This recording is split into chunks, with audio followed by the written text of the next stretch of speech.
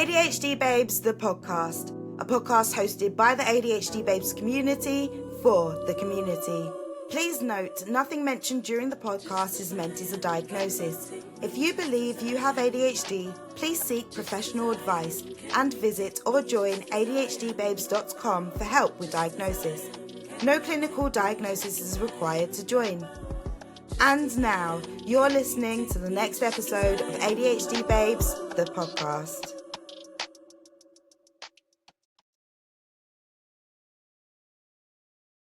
Hello, and welcome to ADHD Babes, the podcast. We're excited to have you here today to join us as we kick off on a very important and insightful series, the Trauma Series. But before we jump in, don't forget to follow, rate, review, and share, helping others discover this safe space for open conversations and authentic connection. I'm Tyler, and it's just me today. So, today we're tackling a question so many of us live with every day. Is it ADHD? Is it trauma? Is it both? We'll unpack how trauma can sometimes look like ADHD, how ADHD can make us more vulnerable to trauma, and most importantly, how we can begin to heal when the two overlap. And to make this conversation even richer, we're joined today by two brilliant ADHD babes, Chichi and Joy. Hi. I'm Chichi. I am a member of ADHD Babes. I'm also a motivational speaker singer who empowers neurodivergent people with stories and songs of lived experience showing the transformative power of fully embracing ourselves. So you can find me on chichikeynoteconcerts.com or on YouTube at Chichi Anu. So yeah, I'm happy to be here. And I also have ADHD. Amazing. And Joy, can you introduce yourself, your pronouns, a bit about what you do?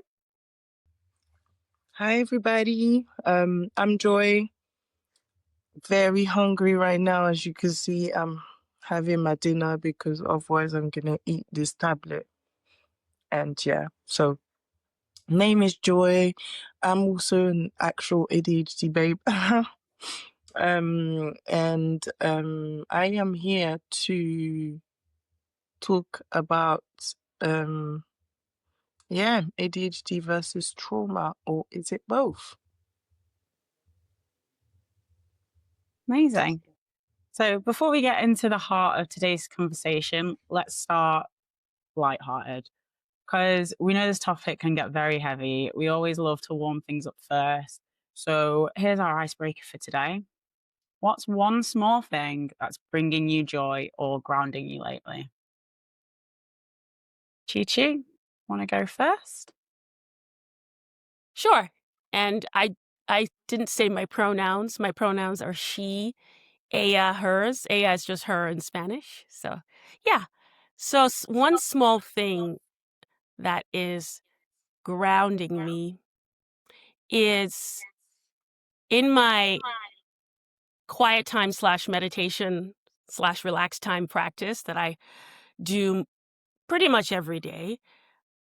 I've been doing a bit of energy work, and the energy healer I work with made a suggestion about grounding myself, imagining my roots going down into the earth, and then imagining my branches like I'm a tree. And I love trees because I literally hug trees. And imagining my branches going up to the sun, and then imagining my nervous system as a skin suit, and then removing my old nervous system and letting that dissolve out, and then getting a new nervous system. And with this new nervous system, I can handle it all. And it's really been helping me. Because I was talking to her about just feeling just tired, worn out. And that's a big part of my ADHD. And it's actually ADHD. I'm autistic and ADHD. And so fatigue and tiredness and just being stuck is difficult. And I have a lot going on, and I'm launching a business. And so that suggestion has really been helping me. And I know nervous system is actually really connected to trauma as well. So yes. So I just wanted to say that and also offer that for anybody. In general, I'm somebody that gets a lot of benefit from energy work. And it's really helped me with ADHD, trauma, and all the things. Thanks. Amazing. That is really powerful, just as like a way of thinking about energy and self. Um, yeah, I love that. It's really thought Thanks. provoking. um, and joy, any joy that you would like to share with us and the listeners, viewers? Yeah, that was very inspiring, Chichi. I really love that. Yeah. Oh, I'm glad. Yeah, definitely an exercise I might try myself. Thanks. For myself, it's just the little things. I think a huge part is a gratitude journal that I keep. It's called the 6 Minutes Diary, Mm-hmm. and it's like grounding me, helping me like appreciate like all of the blessings that I have on a daily basis, the things that you might overlook, take for granted, quickly forget because the negative speaks so much louder than all the positive that you're actually surrounded by. Sorry, every day. And um my nibblings, like I'm really big on family and like the kids, like that's the next generation. That's feel like that's who I fight for. So they're my joy, like for sure. And then food. There's so many things. My morning coffee or my matcha. It's like all of the things. That's the thing. Like happiness is like a state of mind. It's what you decide, what you make it, what how you look at life. Mhm. So yeah, No, yeah, everything really. But yeah. I agree. It's little bits here and there can, I don't know, I guess you've got a cup, right? So I have no idea what just fell. But you've got a cup and each thing that you experience, each moment throughout the day adds to the cup, takes away from the cup. But it's really good like journaling because it gives you a moment to reflect on the day and those little things that did help fill the cup, or maybe don't focus on the things that took away from it, but acknowledge it and then be able to like move forward with the following day and stuff like that. But yeah, no, they're really lovely. Yeah. Very like Did quite simplistic ideas, which actually do quite a lot in helping feel a lot better. Depending on where your energy is, where your headspace is, etc., etc. Okay, so moving into more heavier topics, the confusion, is it ADHD or is it trauma or both? So let's start with the big question. ADHD and trauma can look so similar. Difficulty focusing, restlessness, emotional dysregulation. According to Child Mind Institute, kids who've been through trauma can seem like they've got ADHD because trauma also makes it hard to sit still, pay attention, and regulate feelings. So, in your experience, have you ever struggled to tell whether what you were going through was ADHD or the effects of trauma? Joy, would you like to go first? Hey, yeah, thank you. I definitely think it's both because first off, trauma for me started really early. I think it does for most people, no matter how subtle the trauma, is trauma. But then ADHD has also been present my whole life. So I think it's a bit of both because ADHD puts me in a state of trauma because the world that we live in is not at all made for my ADHD brain. I'm constantly being traumatized because I have said brain, and so um trauma continues to pile on, I want to say on a daily basis at this point. So yeah, so I think it's a bit of both. Yeah, there's no ADHD without trauma, and there's no trauma without ADHD. Hey, there you go. Case solved. Next. Case No, I'm solved. joking. We've done it. We can go home. Well, we already are home, but we can log off. Um, Round 2 yeah, for no, Sid. I'm still hungry. yeah, I do agree with that. There's definitely a bit of both, in my opinion. Chichi, do you have anything you want to add to that? Yeah, sure. I mean, yeah, you said it, Joy. Case closed. I love that. I love that. I know for me in my life, I did identify with the trauma first. And I thought there was confusion for me around whether it was complex PTSD, about post-traumatic stress disorder, because at first I heard that post-traumatic stress disorder was just like one or two big incidents of trauma. And that was not how my trauma showed up. And I was like, is this trauma? And at that point, because I was only diagnosed a few years ago with ADHD. So the trauma and the anxiety has been, I've been more identified with that and noticing that. And I was like, well, I have like all these quote unquote little traumas, but what does that actually mean? Like they caused me a lot of problems, but there wasn't one big incident I could point to. But I started to learn about complex PTSD, so complex post-traumatic stress disorder. And I did start to learn that it can look like little so-called little traumas over time. And that comes up a lot with family trauma and stuff like that, stuff that I've experienced. And I now know that I have with ADHD, the trauma of having ADHD, because like you were saying, Joy, there's trauma in having ADHD. Like there's that. And I also say there's trauma with just being a Black person out the gate trauma, just out the gate. Even if you live this fancy life, rich Black people will tell you there's trauma. So all of that. And then if you're female identified at birth or assigned female at birth, non-binary, in the LGBT community, it's like trauma, trauma, trauma, trauma, trauma. And then you add the ADHD. So, yeah, I think it's that chicken and the egg. Was it ADHD that caused the trauma? Was it trauma that caused the ADHD? But in a way, it doesn't matter because I would still have trauma because I'm a human being and then a Black human being and then another human, all the intersections. So I would still have trauma.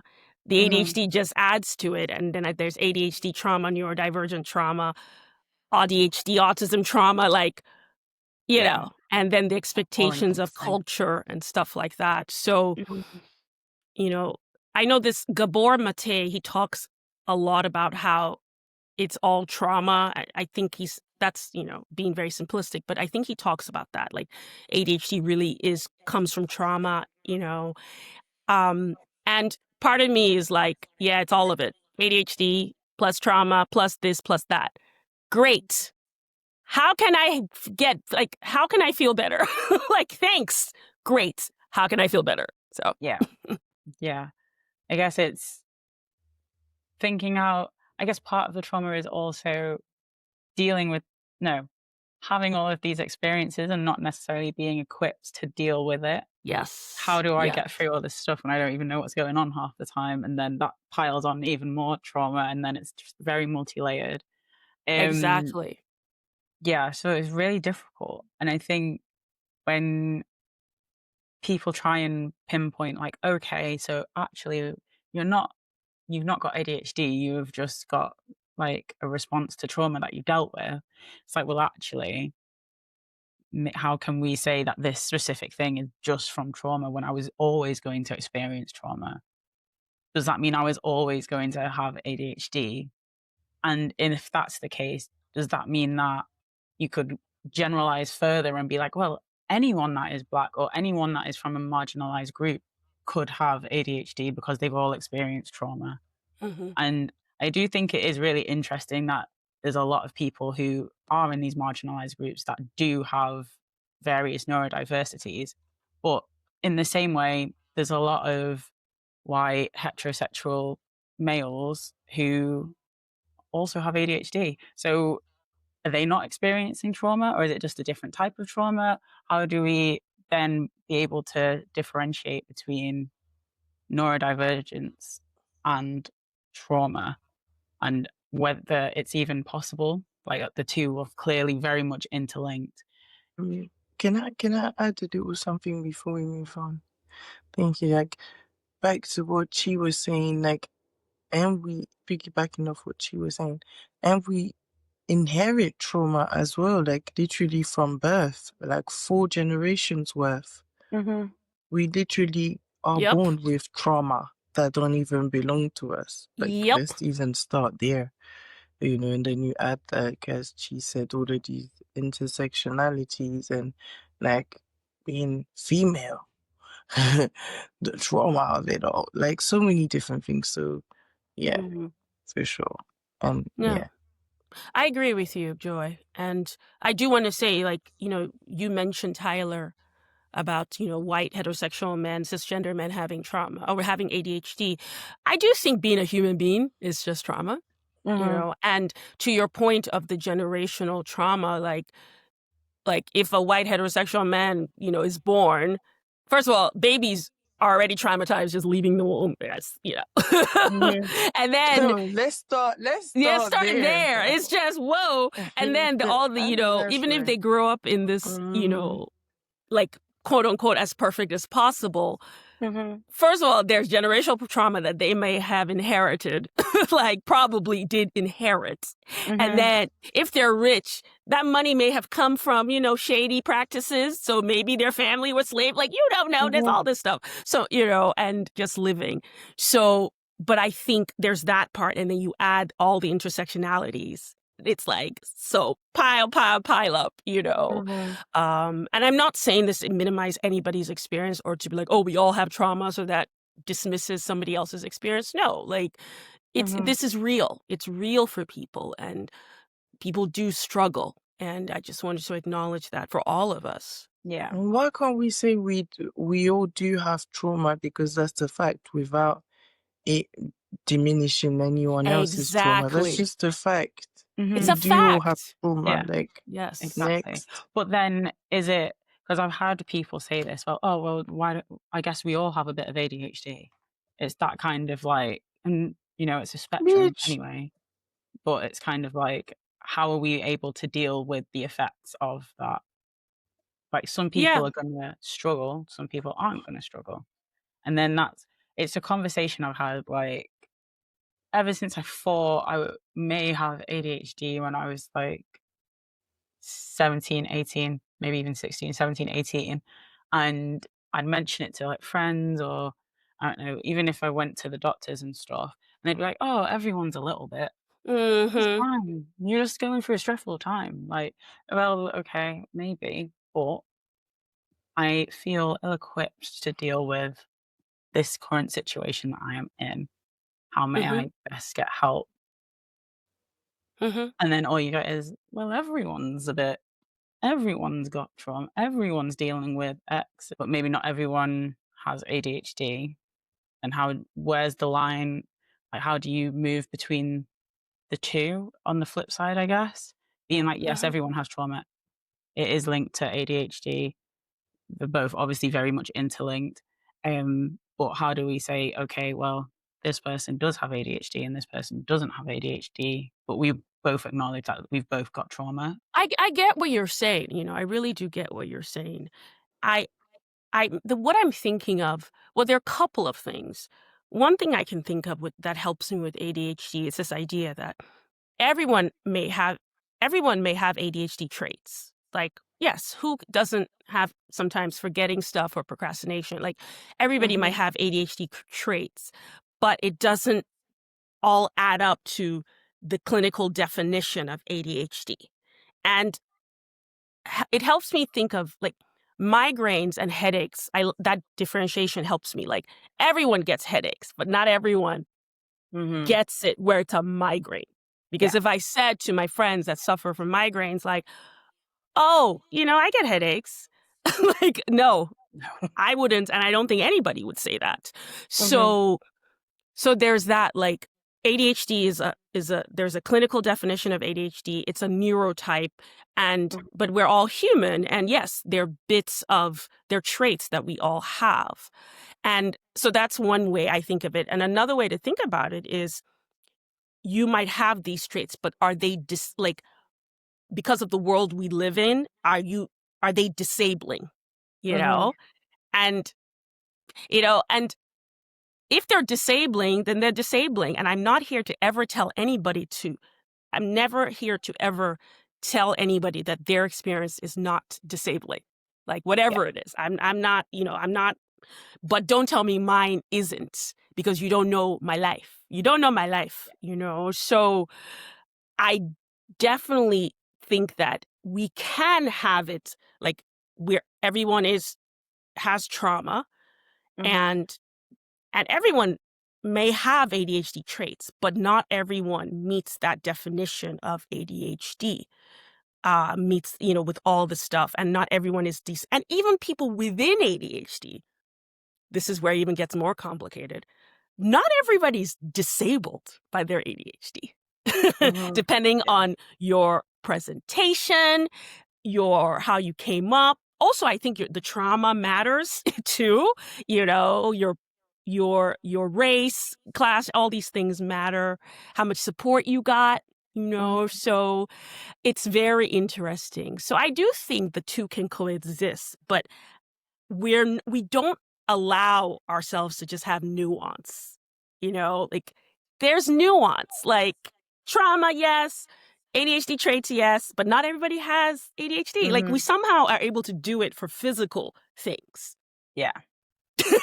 like, like you might have high cholesterol. Like I literally have high cholesterol, or last time I checked, but a lot of us do, but I don't have heart disease.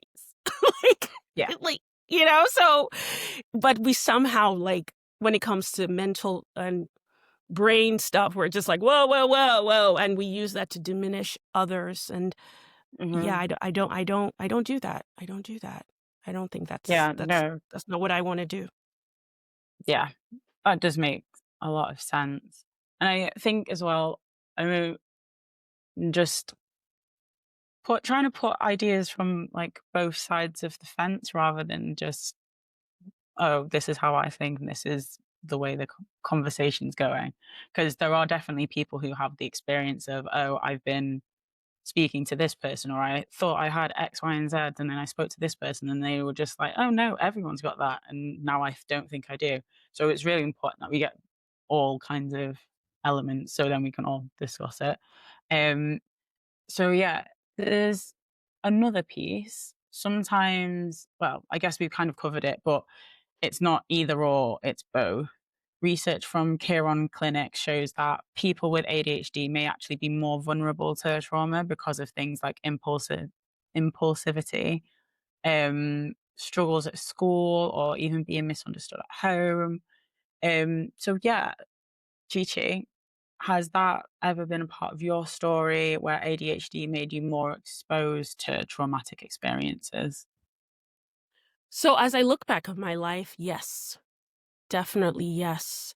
When I think about some things I did in my life that didn't really make sense. For example, like I went to law school and became a lawyer because it was suggested to me, and I never wanted to be a lawyer.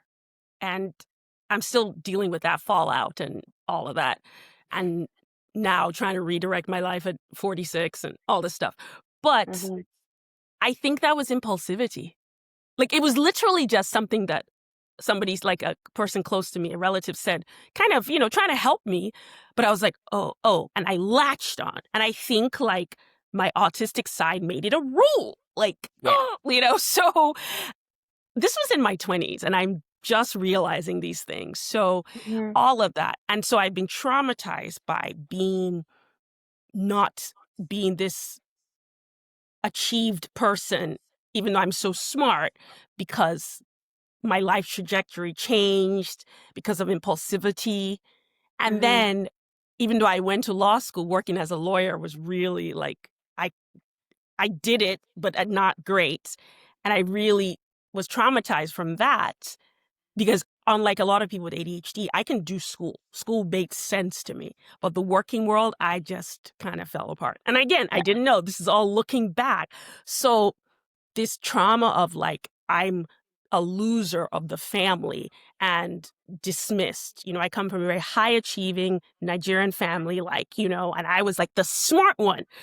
And everybody is really smart, but I was the golden child, the only girl. And there's a lot of stuff and pain and I've had around that, and people saying all kinds of stuff to me, and being told all kinds of things, and being treated in really hurtful ways, in ways I find hurtful. And so, but at the same time, I just can't conform.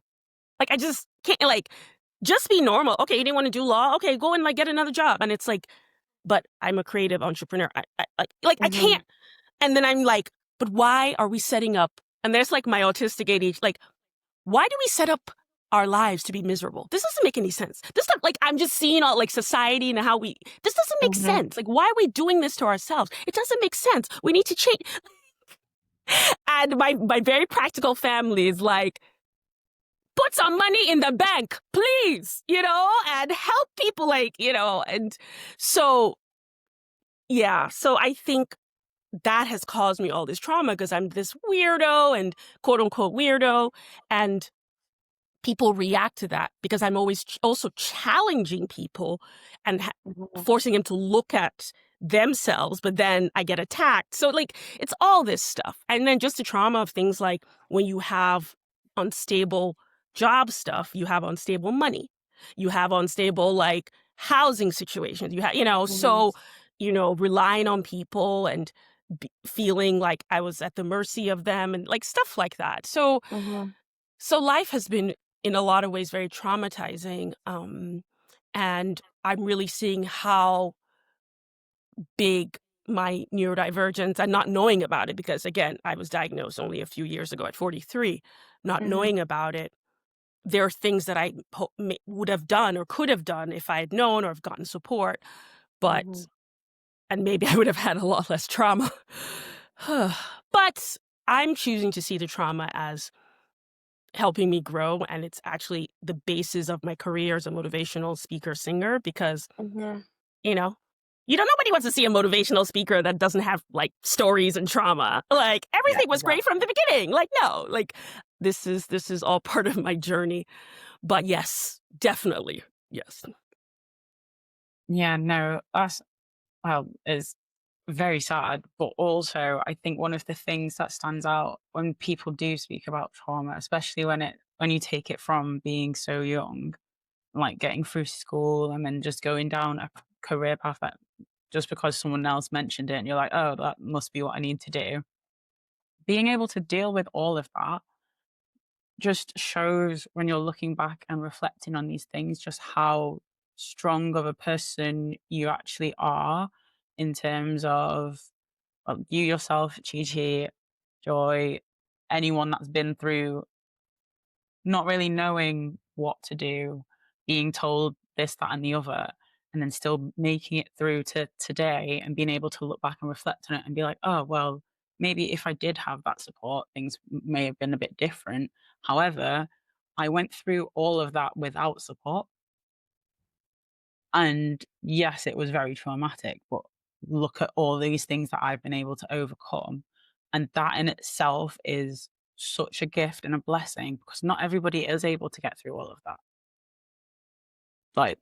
Not everyone makes it through. And I think it's very important to highlight that fact. It's not necessarily this massive, depressing, sad story of trauma.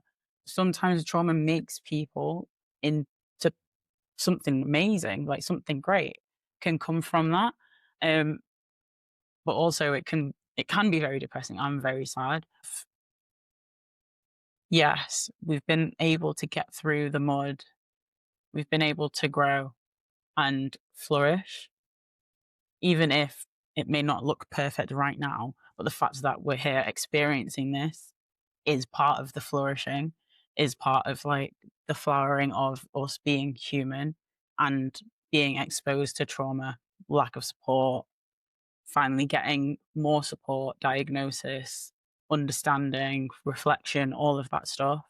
And if it means that you have to let go of some people, some communities, some groups, family members, whatever, in order to feel more supported, then that's great, because you've spent however many years with a lack of support dealing with trauma, and you've been able to get through it. So yeah, I just wanted to say that, like, it's very, like, a beautiful motivational kind of story when you look at it from that point of view. I do want to say one thing. Thank you for that, Tyler. And I totally agree. It's the basis of it. For me, it's all about I'm learning. I embrace the idea that life is not mad at me or trying to kill me.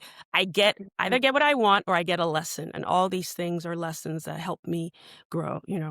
But I do also want to acknowledge that I know that I also, in addition to all the trauma and things I experienced, I also know that I come from a place of privilege, because going to law school and just the assumptions, like, I have class privilege, like, I wasn't born to be making bricks and selling them. I come from Nigeria. Like, that is some people's reality. And I just want to acknowledge that, my privilege. But it doesn't diminish my trauma, because pain is still pain is still pain. Yeah. And I've been blessed to not have struggled, and this is a trigger warning, with any kind of sexual violence or trauma in that way. So I know that some people, that is a big part of their story, Yeah. especially a lot of female-bodied people. So, and I am really blessed. It's sad that I have to say that, nobody should have to experience that. Yeah. But I think it's important to acknowledge that, so Mhm. thanks. No problem. And also, trauma can change how the brain works.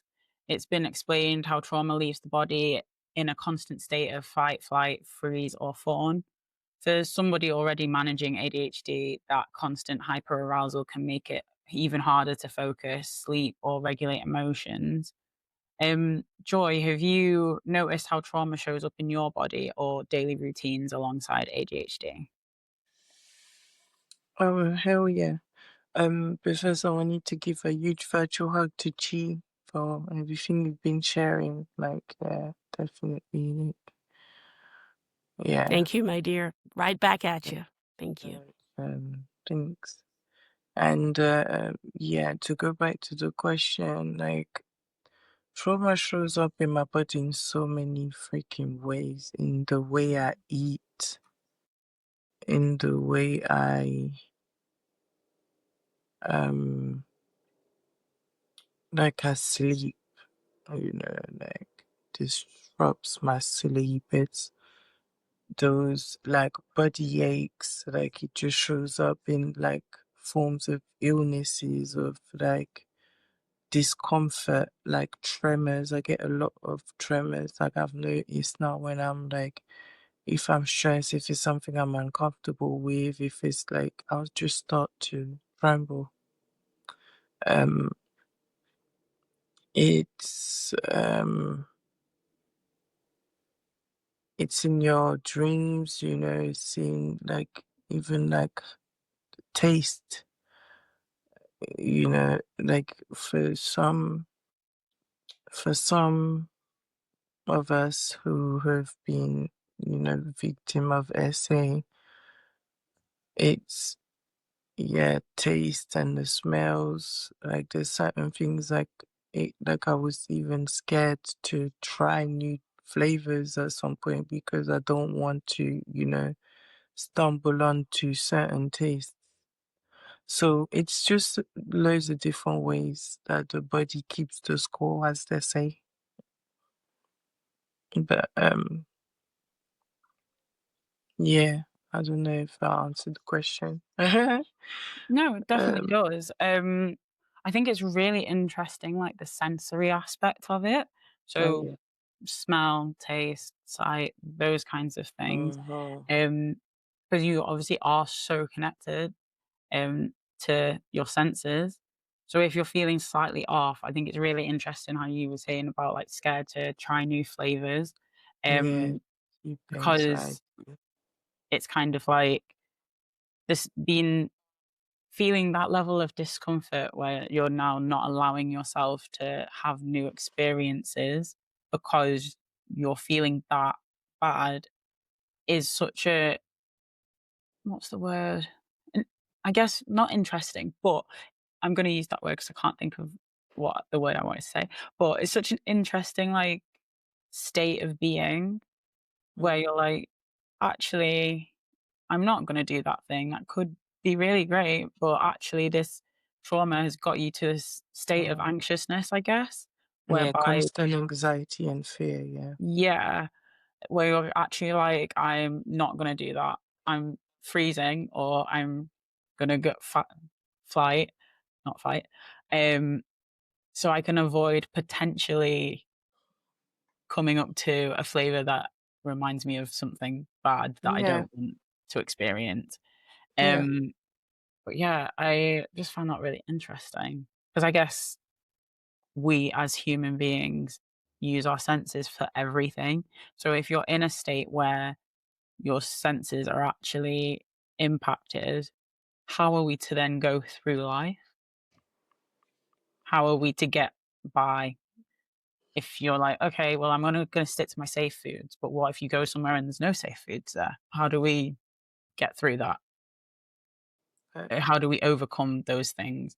Um, so yeah, Chichi, do you have anything to add to Yeah, yeah, daily I, routines and trauma and bodily experiences with yeah, trauma? I do. Thank you. And thank you, Joy. Sending you love Yeah. and healing. Thank you for sharing. Um, I do want to highlight something you mentioned. You mentioned the body keeps the score. And I wanted to highlight that for listeners.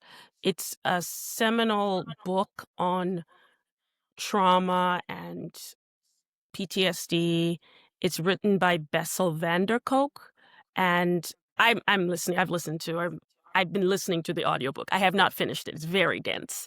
But the idea of the body keeps the score, at least in my understanding, is my body always remembers my trauma. I may not, a lot of the times I don't remember it consciously, but my body does. And that with the fight, flight, freeze, feelings, senses, all these things my body remembers. And I also define trauma as something in a way that as a wounding. So a wounding could literally be I stubbed my toe, like literally. So that's what, everybody has trauma in like a tiny way because we're all, we all stub our toe, but also in a big way. And in my understanding, our bodies remember that toe stub. And if I keep stubbing my toe and not releasing that, my body can start to see things as a threat, and this is not conscious. It's not like, oh, I'm just living my life. And before I know it, I'm avoiding walking that way, or I'm, and I don't even know why. So I just wanted to highlight that book and my understanding. And for me, I've really struggled with numbness, really numb. I used to think, I was like, am I some kind of sociopath? Because I was so numb and disconnected, particularly from the people closest to me. And people would be so, upset about stuff. Like my brothers would be upset about stuff happening with my parents, or friends would be upset about stuff happening with their parents or their families. And I would just feel so numb and disconnected. And I was just acting, this is what I'm supposed to do. And I just felt like this freak of nature. And I think I've learned about numbness and how it's not like a feeling, it's overwhelming feeling, and then it's a shutdown. And I think I shut it down at some point when I was a child because it was too much.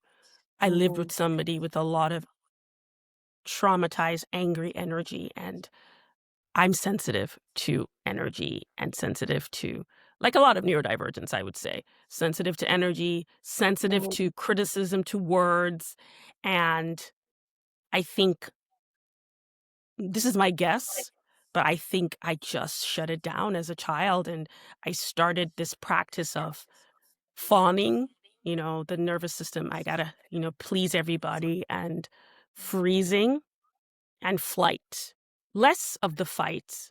I do argue, but less of the fight with the physical fights, but definitely the fawning, the freezing, and the, okay, I gotta go, I gotta go, I gotta go, I gotta go, I gotta go. Mhm. And that really showed up in, my family life and, you know, my relationships with my family members and them thinking I don't care. And I couldn't handle it. I couldn't handle it, and then of course anxiety, definitely, and just fear, anxiety, fear, um, some OCD, less around germ OCD, but more like I have to get it right. I have to get it right. I learned that there's a kind of OCD called just right OCD. Mhm. um, and so, yeah, so that's how things show up. And I have fears. Like it's better, much better now, but I used to be afraid of the dark. And just, and I sometimes have stuff around men. And like I said, I don't think I was ever a victim of SA, but I have stuff. I have stuff and body stuff. So the bodies remember stuff. And so I'm not fully conscious of some of the things. Yeah. No, that makes sense. And sorry, I have to write things down. But I think it's really interesting when you were saying about the overwhelm leading to shutdown.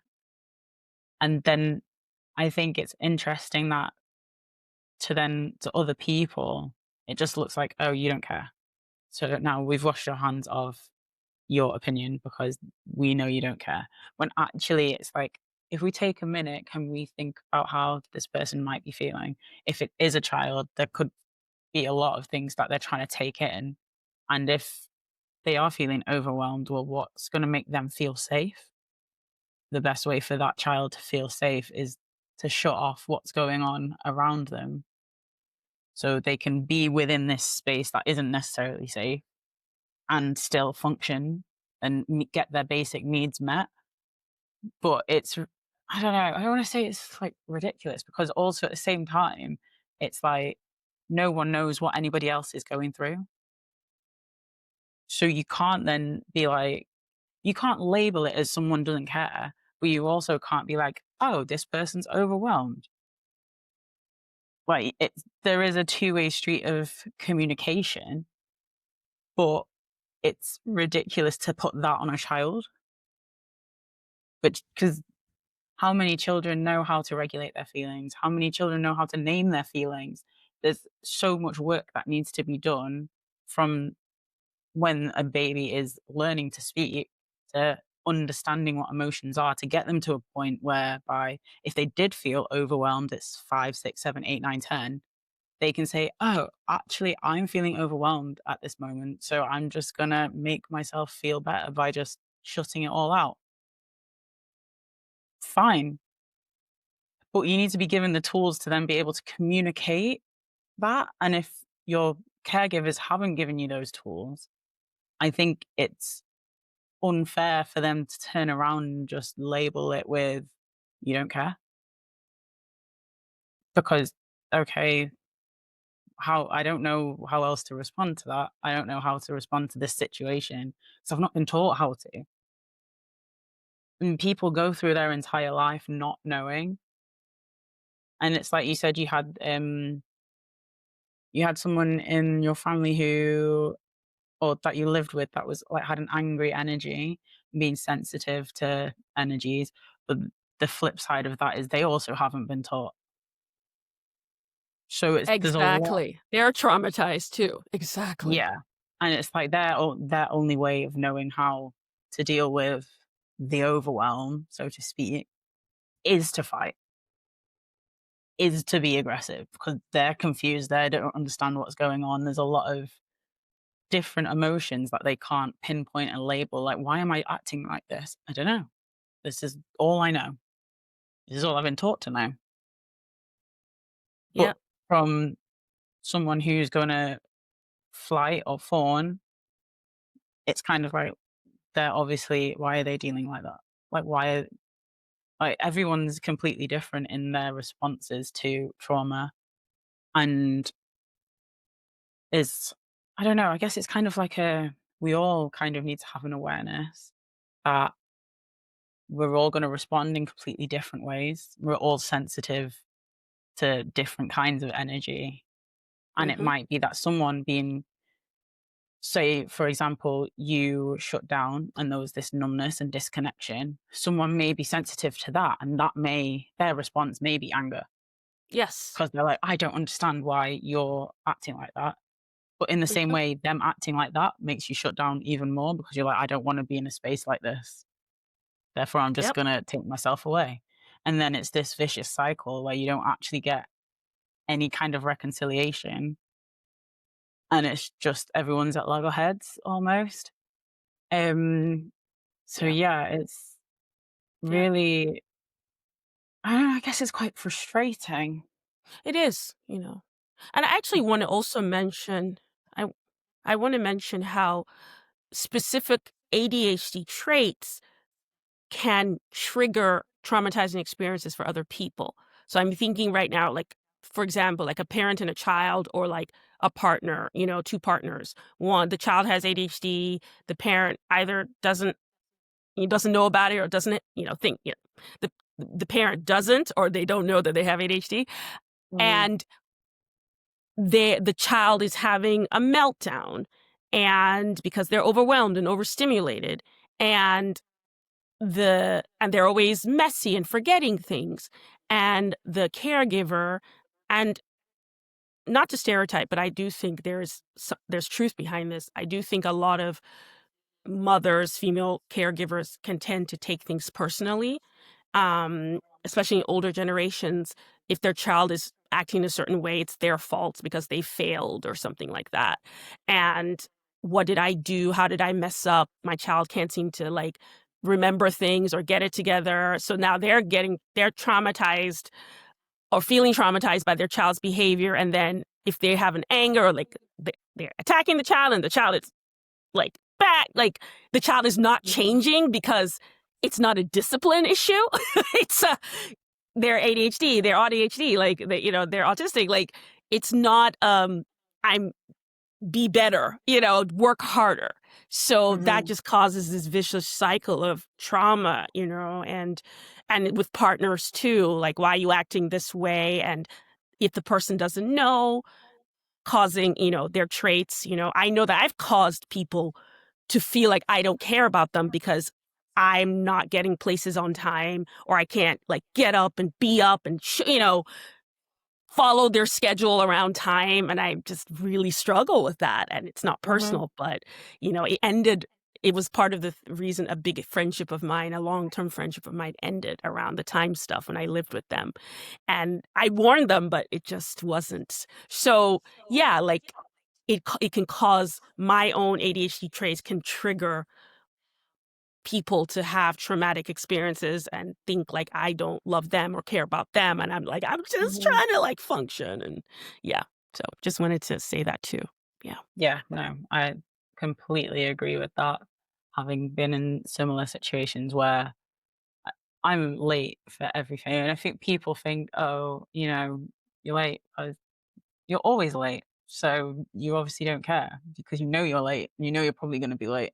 And it's like, no, no, but you don't understand that for the single appointment, I've spent all day doing nothing in preparation and I was still late. I can't explain that. I can't explain why. It's just how it is. Something that I think, okay, that's going to take half an hour will probably take 2 hours. So now I'm going to be 35 minutes late. Like, okay. Not because I don't care. It's just I'm time blind. I don't have that thing. And that is really triggering for other people that don't understand that that's what's happened. And then it's this thing that I'm always told, like, oh, well, why didn't you just start it earlier? I didn't, I just couldn't, because I didn't want to do that thing. I work so much better when I'm in like these high pressured situations of, oh, I'm going to leave in 10 minutes, but I can definitely fold all of these clothes. I can definitely do that. So I'm just going to do it because now got it in me that I The can just do it. juice. So I'm just going to go with it, because if I don't do it now, probably not going to do it for another 2 weeks. Yep. So trying to explain that to someone that doesn't have ADHD is really difficult, because they're like, well, you could have just done that when you got home. And it's like, well, I couldn't have, because my social battery would have been drained. My battery's done.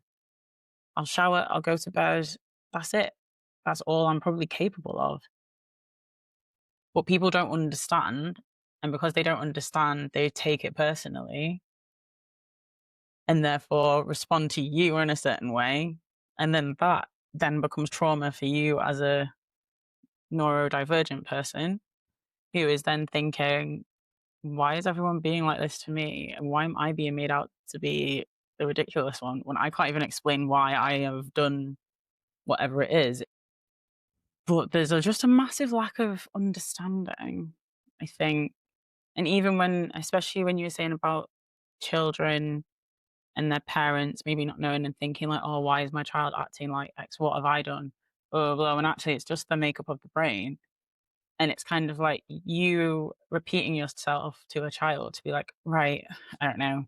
If you say to a child, you have to sit down at the table to eat your meal, they're going to think, why do I have to sit down at the table? And you could tell them every day for the first 10 years of their life. And they may never, every time they get a plate of food, they may stand up. And actually, you're thinking, why are they not listening to me? Why are they disobeying me? I've set these rules and they're not following it. When actually, it might just be a sensory thing. Maybe they just like standing up, and maybe they feel uncomfortable when they sit down.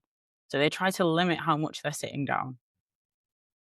But they don't have the words to explain that to you. They don't really know, oh, I actually don't like sitting down. They just think, I can't sit down, and I'm not going to communicate with that. I'm not going to communicate that with you because I don't know I need to communicate that with you. You should just know, because I'm a child. I don't know anything other than I don't like sitting down.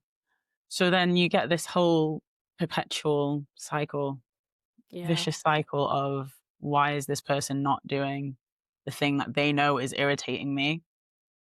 And the other person with ADHD is thinking, why does this person keep repeating the same instruction?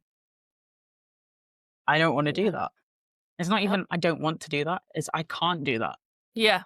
Yep. Yep. Like I want to do that because I want them to know that I actually care about what they think, but I physically cannot do that. I mentally cannot Yep. do that. Yep. So yeah, there's a massive lack of understanding that Yep. happens in and around this, which causes trauma itself. Yep. And that is very much like a little ping pong table. I cause trauma for you, you cause trauma for me, and we're just going to keep going back and forth until one of us, both of us, understands that it's not a personal thing. It's just how the brain works of one of us. And now we need to make adjustments. And I guess that is the thing about reasonable adjustments. It's recognizing this format isn't working for you. So we're Mhm. going to adjust it reasonably and make it so it does work better for you. So Yeah. you don't feel like, oh, I'm actually triggered and feeling anxious and I've got all this physical discomfort, as Joy was explaining. And I can actually come in and exist in this space pleasantly. Yeah. But Yeah. yeah, there's a lot of understanding that needs to happen. And I Mm. guess without people like, well, without communities such as ADHD Babes and things like that, giving a stage and microphone, so to speak, to people to share experiences and help people who are neurotypical or also neurodivergent understand the plight of people. And it's like, without giving a microphone, without giving people a stage and a platform to discuss things, no one's ever going to be able to understand anyone else. We're Yep. all just going to be in this little bubble, feeling all this trauma, thinking it's all very personal. when actually it's probably just a miscommunication or a misunderstanding. Yeah. But yeah, I guess we've talked quite a lot about the confusion, the overlap, trauma. So let's start moving into healing. And so an attitude piece highlights somatic therapy using body based practices like breath work and movement as a way to release trauma stored in the body. Joy, what healing practices or supports have been most grounding for you? For me, I'd say and learning and like learning new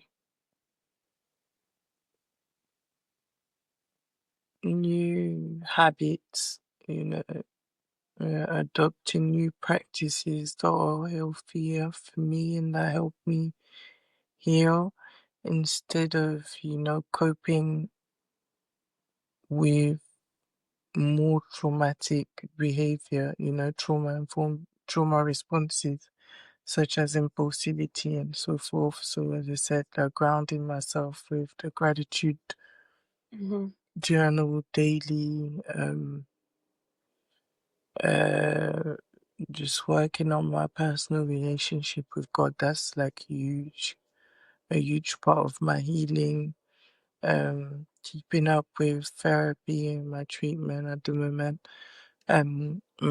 Plus giving myself a whole lot of grace, all of the grace that I give others, I redirect all that to me too and first. And then, yeah, giving myself all of the things that I didn't have before. Like, I'm just such a big kid. I'm a baby, okay? I am a child who will not be having children. And so, all of these different things who I surround myself with, being in recovery as a people pleaser, just, yeah, like I think positive calls on positive, and it's not that you don't relapse, but it's just different, and you learn so much, so you just do better and better and better. Like I said, it's a journey, it's not a destination that you get to. So Mm-hmm. yeah, that's for me. Yeah, I think the idea of spirituality is really interesting and not one that is always talked about. Um, Reconnecting with God or whichever wider being that people identify with or want to reconnect to. Because I guess there's a lot of that in healing. There is a massive like spirituality element to it. And I think it's important that it is mentioned because it can often be overlooked sometimes in these kinds of discussions because people don't necessarily want to like say the wrong thing or like have differing opinions because no one wants to offend anyone or like all of that stuff. Um, but I think it is important that people are aware of how connected healing is with spirituality. Um, Even with like the somatic therapy, there is a spirituality aspect with that massively. I mean, some people definitely heal without spirituality, but sometimes when you're going through trauma, you kind of need something to lean on, need someone to lean on. And not everyone has someone. So they go for an idea or, well, yeah, an ideology of spirituality in whichever form that takes. But yeah, the therapy is also a good one, especially if people don't have anyone to actually talk to. Having a therapist, whether online or in real life, is really helpful. 'Cause it gives you an outlet, I suppose, whether it's an hour every 2 weeks or every week or whatever. It gives you a moment to reflect. Yeah, so I think they're really good ways of healing and how you can get out of this negative traumatic space that you're in and move forward. journaling as well. I know you said a couple of times, that you enjoy journaling and you do it every day. Is it something that you think is like how do you, it's not I know not everyone journals, so I guess is there any ways that you could explain to the listeners or viewers how you go through it? So for me, I use the 6-minute diary because it's guided. So it's 3 minutes in the morning, 3 minutes in the evening, and it has those prompts, and it's always the same every week. So like that routine helps me so much. Otherwise, I wouldn't do it because I wouldn't know where to start, what to say. But it prompts you, will ask you in the mornings three things you're grateful for, and it could be one thing but 3 reasons why you're grateful for that thing.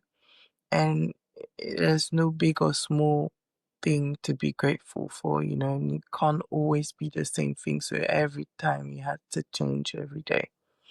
Then you get how you're gonna make your day great, which is really awesome to think about, like how you ground yourself in the morning, like what are you going to do to like make your day great, whether it's give yourself grace, like rest, enjoy, like then a positive affirmation.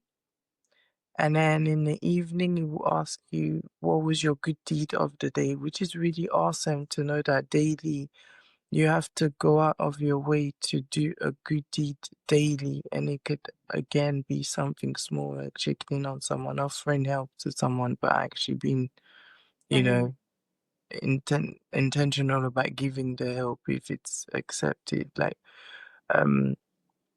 so then you have the good deed of the day, and then how you're gonna improve basically. So maybe be slow to anger, be more patient. So you're really like checking yourself, assessing yourself throughout the day, and then 3 things that made your day awesome, basically. 3 things that made your day great. And then you realize all of the little things that were super dope, as opposed to the one thing that was awful, and that's the one thing that you're talking about throughout. So that's why I love it. I recommend it all the time. It's done wonders for me and everyone I've recommended to so far. So yeah. Yeah, that's amazing. Um, I do think it's really good how it's like that it's prompted. Because I think a lot of people struggle. A lot of like I know from a creative background, it's like having a blank piece of paper is the most difficult thing in the world.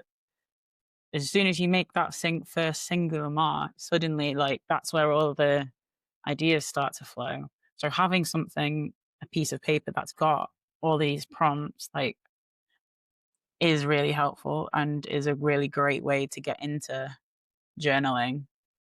And also, oh, the intentional doing a good deed, doing one good Yeah. intentional deed, I think is really, really good.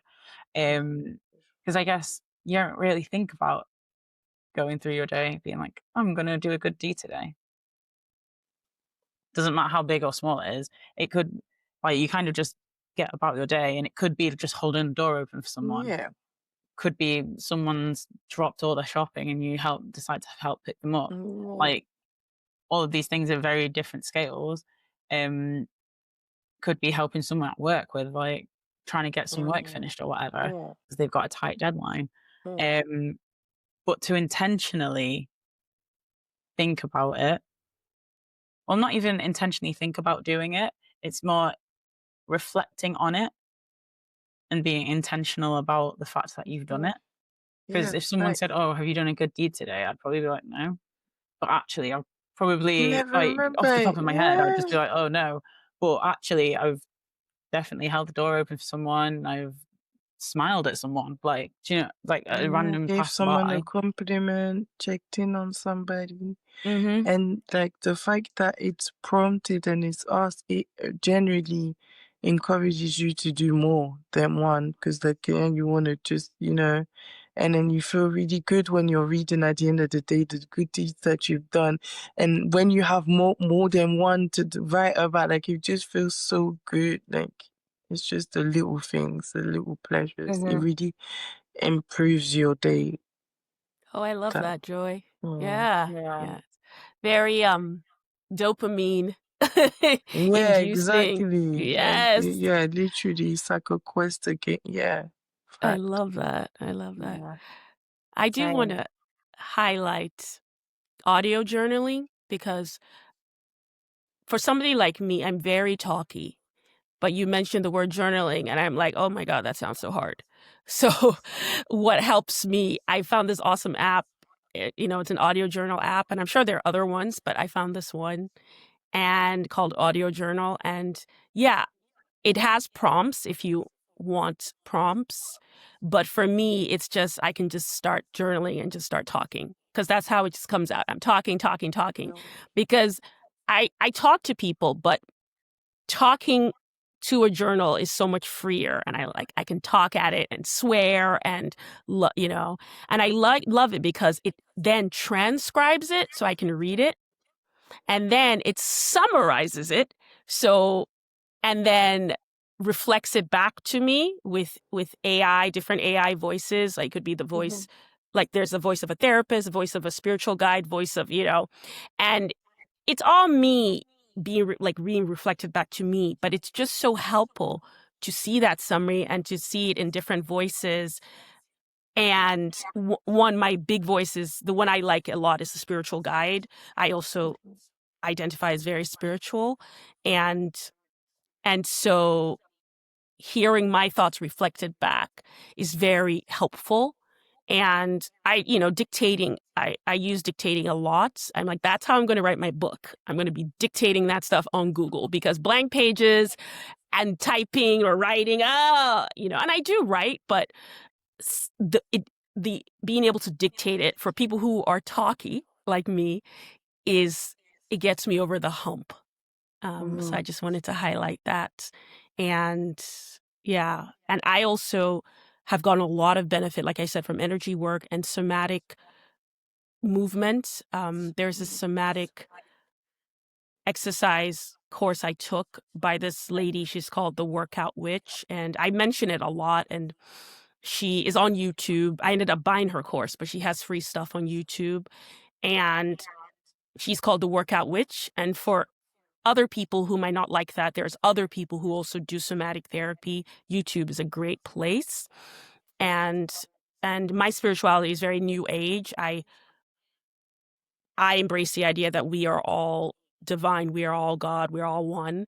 And so we are all powerful and we can create our realities. And that really helps me. I find that really empowering because I felt really disempowered with, because my ADHD and the intersections, the trauma, I felt really disempowered. So this idea of creating my life and that I'm equal to everyone really helps me. And so that's the basis of the energy work I do. The energy work I do, my energy healer I work with, her name is Erin Worley, and erinworley.com. She's also, I think, on YouTube and has free stuff. And I can give you the links, Tyler. But this is just me, stuff that helps me. I'm not, Yeah. but it's really helped me, like the healing, the energy work. It's really changed things for me, honestly, when I really started doing this work in 2023, because I really felt just disempowered, and I struggled to just get it together, because I felt like I couldn't do the basic things, but yet I had all this intelligence and energy, but never in the right way, like all this stuff. So the energy work, the somatic work, it's helped me release a lot of the trauma, and it's a physical release. And there's somatic therapists for people who are able to get therapy. But if all you remember is YouTube, like YouTube has been great. YouTube, somatic therapy, YouTube, energy work, and it's like what resonates with you. That's what matters. It's not what I say, but it's like what resonates with you. As well. And I've also done other therapy work and internal family systems where you get to know all your parts and like allow them to come up, because I personally come from a lot of numbness. So for me, listening to the so-called negative voices was very helpful. I know this is not helpful for some people, but for me, I was so blocked and disconnected. It was helpful for me to like hear and get to know all my parts, all the voices, and give them love. And I also practice self-compassion as well. So it's a combination of like mental health work, spiritual work, emotional health work, and body stuff. And I want to get more massages. Like, I love yeah, massage. I get a massage yeah, every 2 weeks. yeah. I want to do that once a week, once a month massage practice, because yeah, I think love I need that. it. So, but yeah, gratitude and the meditation most days or pretty much every day. But yeah, all those things help me.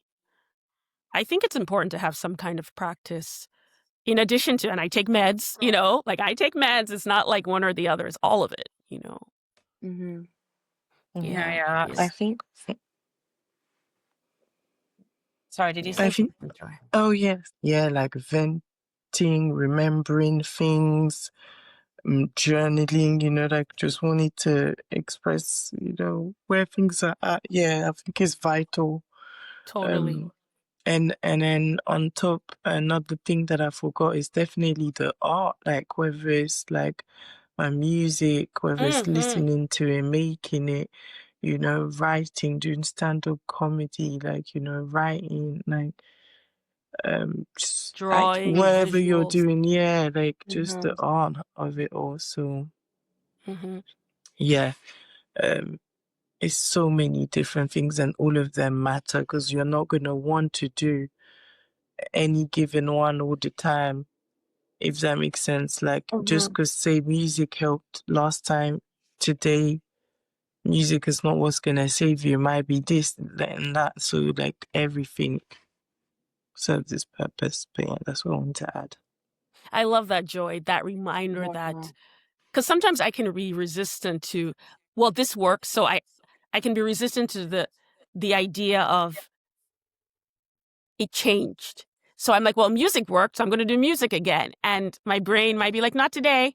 Why don't you do some coloring? So that was, I really like that point you brought up, that ever changing of the ADHD brain, ADHD brain, like it changes. And having a wide range of tools and support and like community is so important. ADHD Babes as a community is so important. To help me, with with myself, because there's a lot of shame and guilt and that can come up. And so yeah, I love what you said, like just try another tool, and we need each other. I need other people to remind me, yeah. So yeah, community's huge. So to round up the episode, let's recap what's been spoken so far. We can go through something that each of us have found interesting or learn. And if there's anything that you would like to share about what you've got coming up as well. Either of you can go first, or I can go first, whichever. Cool. Well, I'm just really grateful for this episode. I hope it helps people, and I just want to let people know that you're not alone. You're not alone, and you don't have to do things alone. There are communities like ADHD Babes that exist. So, yeah, I wanted to say that. And for me, I am launching my business as a motivational speaker singer, so I'm excited about that. My website is Chichi, keynoteconcerts.com. And I will be targeting organizations, but I'm targeting organizations that cater to and help neurodivergent populations, mostly ADHD and ADHD, autism, ADHD. And I really want to be part of the work that empowers our people. And because I do think neurodivergent people, we are, and this is a spiritual thing, but also a material thing. Like we are at the vanguard of like where the world is headed. to a kinder, more connected place where we live more intuitively. And I think neurodivergent people already have those awarenesses, which is why we struggle with this very capitalistic, patriarchal world. So I want to be part of doing that work and helping ourselves, helping our community, and getting paid too. Hey, money. And so yeah, you can catch me at Chichi keynoteconcerts.com or on YouTube at Chichi Anu, ChiChienu. And yeah, and I would love to connect. I'm also on TikTok at Chichi Anu. So DM me. Thanks. And thank you, Amazing. ADHD Babes. And thank you, ADHD Babes. And Joy, is there anything that you've learned, found interesting, and do you have anything coming up that you want to share with the listeners? No, definitely nothing to signal on my end. Just free Congo, free Palestine, free Sudan. Let's just try and do more and be decent human beings at least, and help end all of these genocides that we're all participating in, whether it's with our silences or with our money. So yeah, that's what I got going on. Yeah, I completely agree. Yeah, thank you. Yeah, Thank you for that, Joy. yeah. Thank you both for sharing your wisdom and vulnerability with us today. You've just said where our listeners can connect with you. I'll leave all social handles, websites, etc., in the show notes, so viewers, listeners can have a look at that if they want to connect. To our listeners, if you found a sense of home here at ADHD Babes, consider supporting us. That could mean signing up as a member, donating, or even just sharing this podcast with your people. Every bit helps us do this beautiful work. Join the conversation on our Discord or WhatsApp group for members. Follow us on socials at ADHD Babes. Subscribe to our YouTube channel for the video version of this podcast. And most importantly, stay connected. We're building this together. Thanks for listening and see you soon. Thanks for listening to this episode of ADHD Babes, the podcast. If you're a Black woman or non-binary person and need help and support in managing your ADHD or advice on diagnosis, please visit ADHDBabes.com. No clinical diagnosis is required to join. Join us in 2 weeks for a new episode. Until then, all the love from the ADHD Babes team. Just as I am, can you take me just as I am?